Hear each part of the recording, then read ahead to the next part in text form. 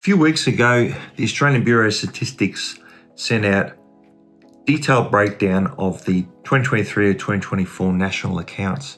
Now, in that report, there happened to be an awful lot of information about land values.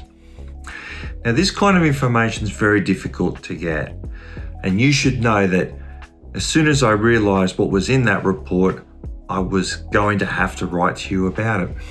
And that's the topic for today's newsletter. We're going to deep dive into the Australian land values and what they mean both today and moving forward. It's quite astonishing, really, because it really does underline the enormous crack that is happening in society, not just in Australia, but on all first world nations.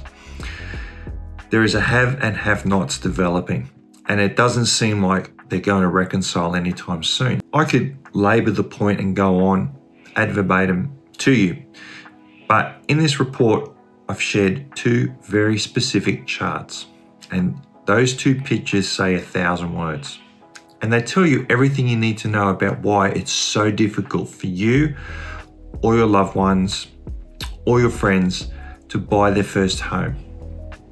So, have a look below the video in the description box. There's a link there that will take you to this week's newsletter. Download, read and enjoy.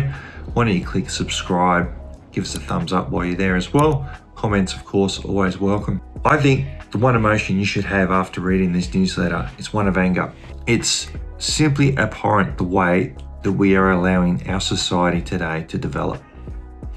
Even more importantly for you though is this newsletter gives you some clues about what you'll need to do, because very soon this entire Ponzi scheme is going to break, and when it does, it's going to be violent, it's going to be emotional, and it's going to hurt many of you.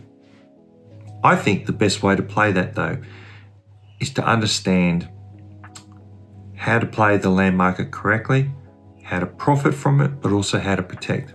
And this week's newsletter gives you some ideas on that too. So, have a read, enjoy. I'll see you here next week.